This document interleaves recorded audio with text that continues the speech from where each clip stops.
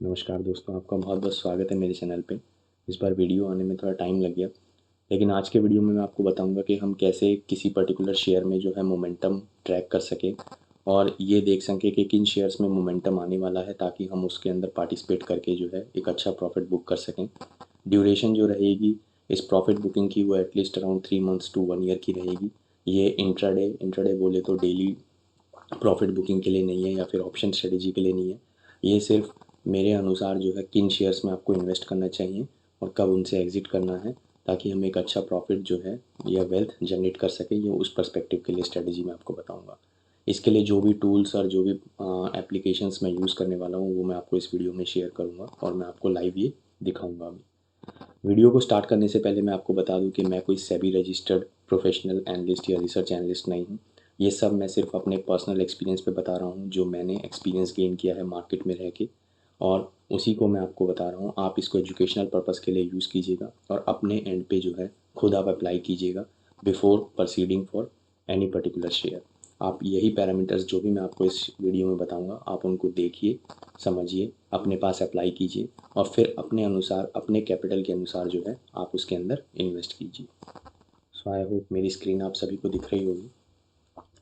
मैं यहाँ पे जो है ग्रो एप्लीकेशन का यूज़ करने वाला हूँ। इसमें मैं आपको ये बताऊँगा कि शेयर्स को हम ट्रैक कैसे करेंगे और कौन से वो शेयर्स हैं जिसमें हम मोमेंटम ट्रैक करेंगे।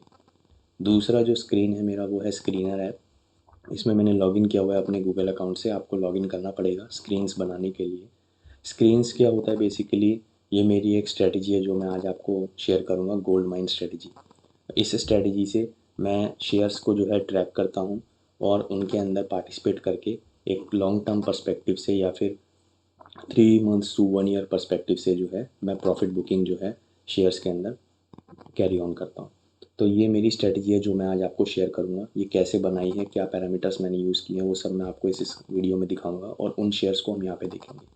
याद रहे, ये सिर्फ एजुकेशनल पर्पस के लिए है। जो भी पैरामीटर्स मैं आपको इसमें बताने वाला हूँ आप उसको अपने पास अप्लाई कीजिए और जिन भी शेयर्स के अंदर आप पार्टिसिपेट करना चाहते हैं उनको पहले आप उनके फंडामेंटल्स को यहाँ पे देखिए और उसके बाद उसके अंदर देखें कि क्या ये सही टाइम है शेयर में एंटर करने का या नहीं। मैं ये भी बताऊंगा कि हम कैसे ट्रैक करेंगे कि शेयर में एंटर करना चाहिए अभी इस टाइम पे या नहीं करना चाहिए।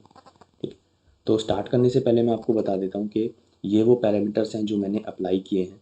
जब भी आप स्क्रीनर को ओपन करेंगे तो यहाँ पे एक आपके पास ऑप्शन आता है क्रिएट स्क्रीन का। Just a second. Create new screen पे आप क्लिक करेंगे और यहाँ पे आपकी स्क्रीन के लिए क्वेरी आ जाएगी। जैसे ही आप कुछ भी टाइप करेंगे ऑटोमेटिकली उससे रिलेटेड जो भी पैरामीटर्स होंगे वो यहाँ पे आपको शो हो जाएंगे। यहाँ अभी भी जो मैंने अपनी जो स्ट्रेटजी बनाई है उसका खुद का मैंने नाम रखा है गोल्ड माइन स्ट्रेटजी। इस स्ट्रेटजी के अंदर मैं क्या पैरामीटर्स यूज़ कर रहा हूँ, ये वैल्यूज़ जो हैं ये सब मैं आपको एक्सप्लेन करूँगा। प्राइस टू अर्न मीन्स के उस पर्टिकुलर शेयर में अर्निंग पोटेंशियल क्या है अभी के दौरान, अगर उसकी वैल्यू लेस देन 10 होनी चाहिए। दूसरा, सेल्स ग्रोथ जो है वो पिछले 5 साल से आज के मुकाबले जो अभी करंट की सेल्स ग्रोथ है वो ज़्यादा होनी चाहिए। जो लेटेस्ट क्वार्टर की सेल्स हैं वो पिछले क्वार्टर के अनुसार जो है पिछले क्वार्टर्स की जो ईयर ऑन ईयर सेल्स है उसके अनुसार ज़्यादा होनी चाहिए। प्रॉफिट की ग्रोथ ज़्यादा होनी चाहिए पिछले 5 सालों से। और प्रॉफिट जो टैक्स देने के बाद कंपनी, जैसे एक आम आदमी जो जॉब में है वो भी जब अपनी सैलरी लेता है तो उसमें से टैक्स कट के आता है, राइट। और जो बिजनेसमैन होगा उसके पास क्या होगा, जो भी उसके पास टोटल अर्निंग हुई, जो रेवेन्यू कहलाया, और उस रेवेन्यू में से वो कितना जो है अपनी कॉस्ट कटिंग जो भी मेज़र करता है, फॉर एग्जांपल सैलरीज हो गई एम्प्लॉयज़ की, और उसके बाद जो गवर्नमेंट को टैक्स जाता है वो हो गया, उसके बाद जो उसके पास बचता है उसमें हम मेज़र करते हैं कि वो प्रॉफिटेबल है या फिर लॉस में है। तो प्रॉफिट आफ्टर टैक्स वो होता है जो हम टैक्स देने के बाद जो अमाउंट कैलकुलेट करते हैं। तो प्रॉफिट आफ्टर टैक्स जो है वो लास्ट ईयर से ज़्यादा होना चाहिए as compared to previous month और प्रीवियस ईयर। तो ये सब पैरामीटर्स जो है ट्रू होने चाहिए, ऐसे मेरे को शेयर्स चाहिए। एक नीचे पैरामीटर आता है, ये चेकबॉक्स है only companies with December 2023 result. इसका मतलब मैं सिर्फ उन्हीं कंपनीज़ के अंदर मोमेंटम चेक करूँगा जो कंपनीज़ का डिक्लेयर हो चुका है रिजल्ट दिसंबर 2023 का। जिस भी कंपनी ने अपने इस क्वार्टर की दिसंबर 2023 क्वार्टर का रिजल्ट जो है वो लिस्ट कर दिया है मार्केट में और आप उसको देख सकते हैं, सिर्फ उन्हीं कंपनीज़ का मुझे जो है एक्चुअल मोमेंटम चाहिए। विदाउट मोमेंटम आप मार्केट में आपको पता ही नहीं होगा कि कब इसमें मूवमेंट आएगी और आपने ख़रीद लिया और पता नहीं है कितने टाइम से आप उसको ख़रीद के रखें।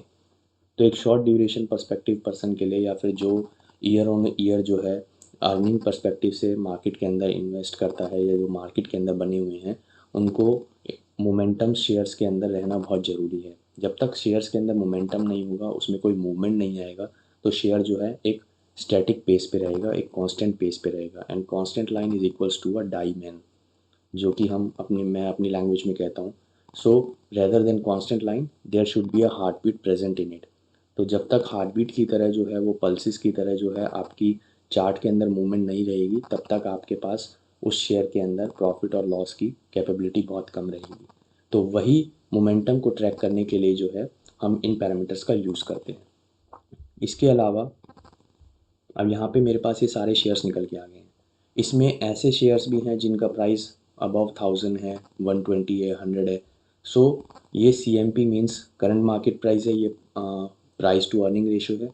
मार्केट कैपिटल कितनी है उस पर्टिकुलर की, क्या वो डिविडेंड देता है या नहीं देता, नेट प्रॉफिट कितना है क्वार्टरली, क्वार्टर प्रॉफिट कितना है, सेल्स क्वार्टरली कितनी है, क्वार्टरली सेल्स वेरिएंस कितना है, रिटर्न ऑन कैपिटल इक्विटी कितना है, कितना वो इक्विटी पे रिटर्न कर रहा है, सेल्स की ग्रोथ कितनी हुई है इस साल, और पिछले 5 साल की वेरिएंस क्या थी सेल्स की। तो उस बिहाफ पे ये सारे शेयर्स निकल के आए हैं। हम इसमें से कुछ शेयर्स को ट्राई करते हैं। फॉर एग्जांपल मैं एक ये ले लेता हूँ, बैंगलोर केमिकल। याद रहे ये सब करंट मार्केट प्राइस है, जिस प्राइस पे शेयर ट्रेड हो रहे हैं। आपको इसमें से जोन सा भी शेयर आपके कैपेसिटी के अनुसार, मतलब आपके कैपिटल इन्वेस्टमेंट के अनुसार जो आपका बजट है, आप उनको चूज़ कीजिए और उसकी स्टडी ज़रूर कीजिए। अब स्टडी कैसे करते हैं शेयर की, मैं वो आपको बताता हूँ। फॉर एग्जांपल मैंने लिया मैंगलोर केमिकल्स। यहाँ मैं अपने प्लेटफॉर्म पे आ जाता हूँ। यहाँ मैं ग्रो यूज़ कर रहा हूँ, तो आप कोई भी प्लेटफॉर्म यूज़ कर सकते हो। Mangalore chemicals and fertiliser. और यहाँ पे सबसे पहले मैं इसका टेक्निकल चार्ट ओपन करूँगा। यहाँ पे चार्ट एनालाइज करने की मेरी अपनी एक स्ट्रेटजी है, जिसको मैं बेस एंड ड्राइव स्ट्रेटजी कहता हूँ। Just a second. बेस और ड्राइव स्ट्रेटजी का मतलब क्या है, सबसे पहले हमें जो है 2 से 3 इंडिकेटर्स अप्लाई करने हैं। जो सबसे पहला इंडिकेटर है वो है सुपर ट्रेंड,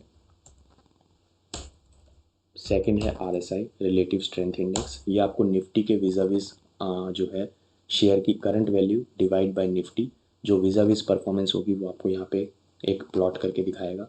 सुपर ट्रेंड पिछले प्रीवियस मूवमेंट को एनालाइज करके बताएगा कि मार्केट में अभी बाइंग चल रही है उस पर्टिकुलर शेयर में या सेलिंग चल रही है। और एक हम मूविंग एवरेज ले लेते हैं, EMA ले लीजिए या मूविंग एवरेज, दोनों ही सेम है। एक्सपोनेंशियल जो है रिसेंटली ज़्यादा एक्सपेक्टेड रिजल्ट रिस्पॉन्स शो करता है।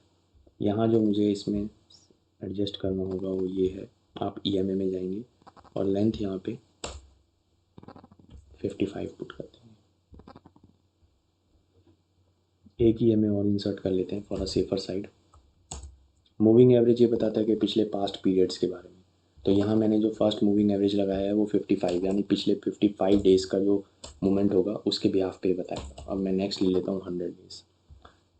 ये 55 और 100 क्यों लिया है, क्योंकि ऑन एन एवरेज जो हमारे पास डेज़ निकल के आते हैं ट्रेड के और मार्केट के अंदर जो है इन्वॉल्व होने के, सैटरडे संडे और नॉर्मल हॉलीडेज़ या फिर पब्लिक हॉलीडेज़ हटा दो तो almost around 270 something around days आते हैं हमारे पास। उसमें से अगर हम देखें तो सेशन वाइज मैं गलत भी हो सकता हूँ उस नंबर पे, जैसे एक रैंडम नंबर है। तो मेरे अनुसार पिछले 55 दिन और पिछले 100 दिन के मूविंग एवरेज से अगर शेयर ऊपर ट्रेड कर रहा है तो वो मेरे लिए बेटर है। अब एनालाइज कैसे करते हैं, जो मेरी फर्स्ट स्ट्रेटजी है जो मैं बता रहा हूँ आपको एनालाइज की, वो है derived and base. Derived and base में क्या होगा, सबसे पहले मैं बेस सेटअप करूँगा। बेस सेटअप में मैं चार्ट जो है अपना डेली बेस पे सेट करूँगा। डेली बेस पे चार्ट सेट करने के बाद मेरा सबसे पहला पैरामीटर होगा कि सपोर्ट और रेजिस्टेंस मार्क करना। सही भाव क्या है खरीदने का चीज़ को, और किस टाइम पे मार्केट से एग्जिट कर लेना है अपना प्रॉफिट लेके। ये दोनों चीज़ जब तक मुझे पता नहीं होगी, किसी भी शेयर में एंटर करना और एग्जिट करना वो मेरे लिए उतना ही महाभारत का काम हो। तो सबसे पहले मुझे ये एनालाइज़ करना है। एनालाइज़ करने के लिए चार्ट को बहुत से लोग जो है लेफ़्ट टू राइट पढ़ते हैं, लेकिन चार्ट हमेशा आपको उर्दू की तरह राइट से लेफ़्ट एनालाइज़ करना चाहिए। वहीं से आपको मोमेंटम की और आपको सपोर्ट रेजिस्टेंस मार्क करने की जो है एग्जैक्ट सपोर्ट मिलता है। तो यहाँ पे अगर आप देखेंगे ये एक कांस्टेंट एरिया है जहाँ पे मूवमेंट आया। मैं यहाँ पे इसको सपोर्ट मार्क कर लेता हूँ।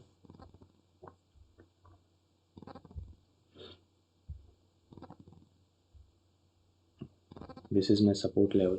और बेटर होगा कि लाइन के बदले ना आप रेक्टेंगल्स का यूज़ कीजिए, तो उससे होगा क्या, लाइन एग्जैक्ट होता है और एग्जैक्ट ह्यूमन कभी भी जो है प्रेडिक्ट नहीं कर सकते हम मार्केट के अंदर। और जो रजिस्टेंस हुआ मेरा वो लगभग लगभग यहाँ पे है।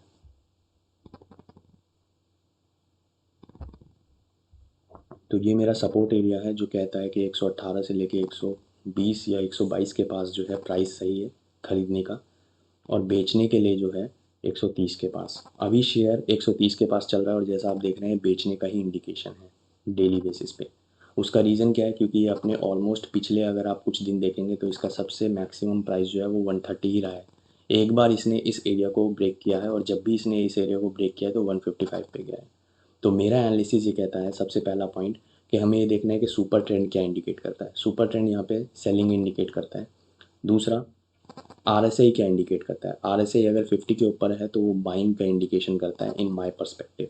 और अगर सुपर ट्रेंड भी बाइंग बोलता है तो मैं उस शेयर के अंदर बाई के लिए जाऊँगा। लेकिन यहाँ सुपर ट्रेंड जो है सेलिंग में है। उसका रीज़न क्यों है, क्योंकि ये अपने ऑलमोस्ट ओनली रजिस्टेंस एरिया में है। तो अगर ये इस रजिस्टेंस एरिया को ब्रेक करके नेक्स्ट कैंडल अबव बनाता है तो आप एक शॉर्ट ट्रेंड ले सकते हैं यहाँ पे और पोजीशन बनाना स्टार्ट कर सकते हैं फॉर अ टारगेट ऑफ 156। लेकिन यही अगर मोमेंटम जो है डाउन की तरफ आता है तो आपको अभी अवॉइड करना है।